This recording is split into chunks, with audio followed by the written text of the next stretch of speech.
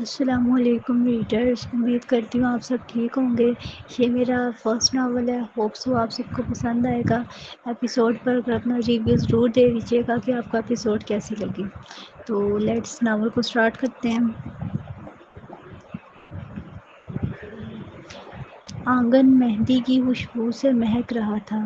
گھر کے کونے کونے میں ہنسی خوشی کی گونج تھی۔ پھولوں کی لڑیاں لٹک رہی تھی۔ اقصیٰ کی ماں ہر مہمان کو مسکراہٹ کے ساتھ خوش آمدید کہہ رہی تھی۔ ان کا گھر رنگ برنگی روشنیوں سے سجایا گیا تھا۔ مظہر صاحب کی 2 اولادیں تھیں، سب سے بڑا حارث اور دوسرے نمبر پر اقصیٰ۔ مظہر صاحب ایک فیکٹری میں مینیجر تھے اور حارث بھی اسی فیکٹری میں ایک اچھی پوسٹ پر کام کرتا تھا۔ اقصیٰ گھر کی لاڈلی تھی، شرارتی، پیاری اور زندگی سے بھرپور۔ ایئر کی طالبہ تھی اور بھائی کی شادی کی وجہ سے چھٹیوں پر تھی۔ اقصیٰ، ادھر آؤ بیٹا، اقصیٰ کی والدہ نے پیار بھری آواز میں پکارا۔ گلابی سوٹ، کرل زدہ بال، ہلکا میک اپ، سرمئی آنکھیں، ہونٹ کے پاس چھوٹا سا تل جو اقصیٰ کے چہرے پر بہت جچتا تھا۔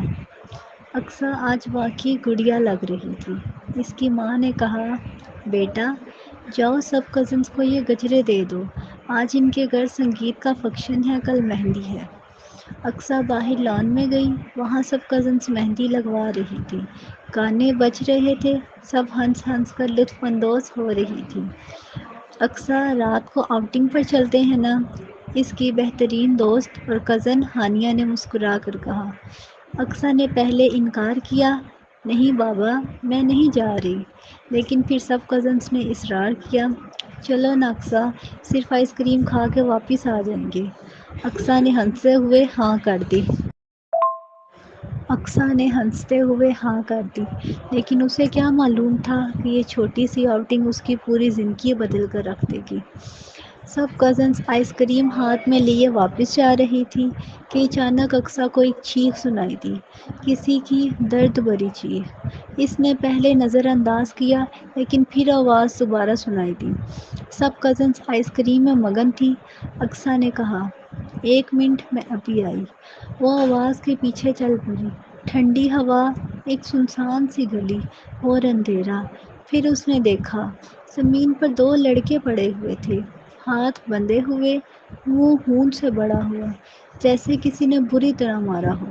اقصیٰ ایک قدم اور آگے بڑھی، لیکن اس کا جسم کانپنے لگا۔ وہاں ایک آدمی کھڑا تھا، کالی پینٹ، سیاہ شرٹ، اوپر لیدر کی جیکٹ، منہ مکمل طور پر ڈھکا ہوا، ہاتھ میں ایک بلیڈ اور بلیڈ سے لٹکتی ہوئی ایک چھوٹی سی زنجیر۔ بلیڈ پر لکھا تھا ہیل مارک۔ اس کی گردن پر ایک خونی ٹیٹو تھا، ایک خون میں بھیگا ہوا کھوپڑی جس میں آدمی کی گردن کٹی ہوئی تھی اور اس کے ارد گرد ایک سانپ لپٹا ہوا تھا۔ ٹیٹو کے درمیان 2 لفظ تھے، HM، ہیل مارک کا نشان۔ اقصیٰ کی سانسیں رک گئی، وہ جیسے جم گئی تھی، آنکھیں کھلی کی کھلی رہ گئی۔ اچانک ایک گونج سنائی دی، آج میں تم لوگوں کو بتاؤں گا غداری کا انجام کیا ہوتا ہے۔ وہ دونوں لڑکے گر گرا رہے تھے، غلطی ہو گئی بھائی، ہمیں معاف کر دو۔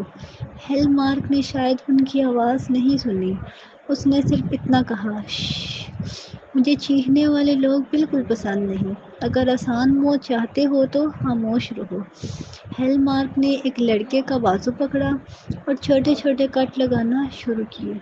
وہ لڑکا چیخ رہا تھا، رو رہا تھا، لیکن ہیل مارک کو کوئی فرق نہیں پڑ رہا تھا، وہ بڑے سکون سے اپنا کام کر رہا تھا۔ دوسری طرف اقصیٰ، جو زندگی میں پہلی بار قتل کرتے ہوئے دیکھ رہی تھی، اسے لگا وہ سانس نہیں لے پائے گی۔ ہیل مارک نے اب جسم پر بلیڈ سے کٹ لگانا شروع کیے، پوری باڈی پر ایسے لگ رہا تھا جیسے کسی نے سوراخ کر دیے ہوں۔ ساتھ والے لڑکے کی حالت دیکھ کر اقصیٰ کی طبیعت بہت خراب ہو رہی تھی۔ پھر ہیل مارک نے اس لڑکے کی چیخوں سے تنگ آ کر اس کی شہرخ پر بلیڈ مارا۔ لڑکے کی گردن ایک طرف جھک گئی اور خون بہتا ہوا ہیلمار کے ہاتھوں چہرے پر آ گیا۔ وہیں دوسرا لڑکا چیخنے لگا۔ ہیلمارک نے پیچھے مڑ کر دیکھا، ایک لڑکی کھڑی تھی، گلابی سوٹ پہنے، سرمئی آنکھیں، سفید رنگ۔ ہیلمارک نے دوسرے لڑکے کی گردن پر ایک ہی وار میں بلیڈ مارا، چہرہ کٹ گئی۔ پھر وہ کھڑا ہوا اور چلتا ہوا اقصیٰ کی طرف آنے لگا۔ اقصیٰ نے اس کی آنکھوں میں دیکھا، اس کی آنکھوں میں بارود جیسا سرخ رنگ تھا، دہشت، موت اور خاموشی کا اظہار۔ وہ آہستہ آہستہ اقصیٰ کی طرف بڑھا۔ اقصیٰ بھاگنا چاہتی تھی لیکن خوف سے ایک قدم بھی نہ اٹھا سکی۔ سانس رک گئی تھی۔ اس نے جھک کر اقصیٰ کے کان کے قریب کہا، جو دیکھا بھول جاؤ، جیسے کچھ دیکھا ہی نہیں، ورنہ مجھے تمہیں خاموش کرنے میں ایک پل بھی نہیں لگے گا۔ اقصیٰ کی سانس جیسے اس کے سینے میں اٹک گئی تھی۔ اس کے پیر زمین سے چپک گئے، آنکھوں میں آنسو لیکن آواز گم تھی۔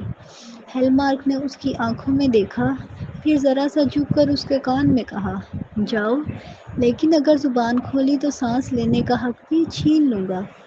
ایک پل کے لیے وقت تھم سا گیا، پھر ہیلمارک پیچھے مڑا اور سرد لہجے میں بولا، جاؤ۔ اقصیٰ جیسے زمین میں گڑ گئی ہو، ایک جھٹکے سے ہلی، اس کا دل پھٹ رہا تھا۔ وہ پلٹ کر بھاگی، کانپتے قدم، تیز سانسیں، آنکھوں میں خوف۔ وہ بس بھاگتی گئی۔ پیچھے اس اندھیرے میں صرف ایک نام گونج رہا تھا، ہیلمارک۔